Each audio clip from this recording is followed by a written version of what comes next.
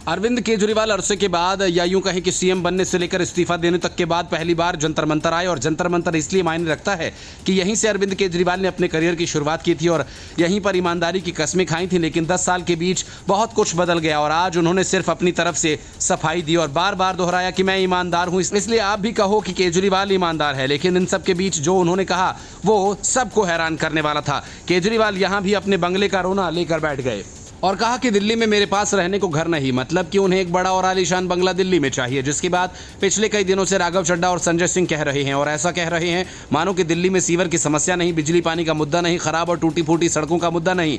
आम आदमी पार्टी और खुद केजरीवाल फिलहाल एक ही मुद्दा उनका है बंगला। सियासत में चाटुकारिता तो पहले से ही है, लेकिन केजरीवाल के इस्तीफे के बाद से तो आम आदमी पार्टी के नेताओं राघव चड्ढा और संजय सिंह ही नहीं बल्कि नई नवेली सीएम आतिशी मरलेना ने चाटुकारिता की हद ही कर दी। सीएम बनने के बाद अपने पहले ही बयान में आतिशी मरलेना ने साफ कर दिया कि वो दिल्ली की जनता नहीं बल्कि केजरीवाल की सेवा करेंगी। उन्होंने कहा कि दिल्ली का सिर्फ एक ही सीएम है और उनका नाम है अरविंद केजरीवाल।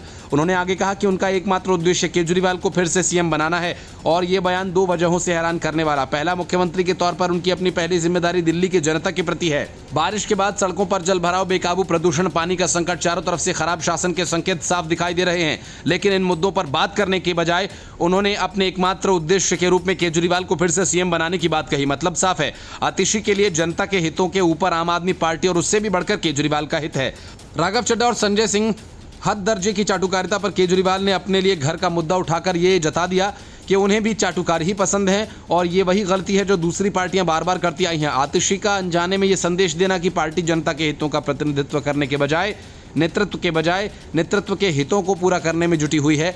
हालांकि संकट के समय किसी नेता के इर्द गिर्द एकजुट होना स्वाभाविक सी बात हो सकता है, लेकिन आतिशी का बयान एक व्यापक है, व्यवस्थित मुद्दे को दर्शाता है जो भारतीय राजनीति को परेशान करता है। चाटुकारिता की संस्कृति ये प्रवृत्ति जहां पार्टी के सदस्य जनसेवा से ज्यादा नेतृत्व के प्रति वफादारी को प्राथमिकता देते हैं। और साफ है कि केजरीवाल ने जनता की ही नहीं अपनी अदालत लगाई और खुद ही मुकदमा चलाकर खुद ही फैसला दे दिया। उन्होंने दिल्ली विधानसभा चुनाव की तैयारियों का भी आगाज कर दिया है।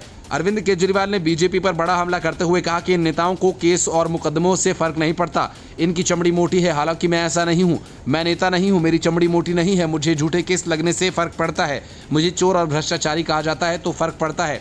मैं बहुत दुखी हूं और बहुत दुखी होकर इस्तीफा दिया है।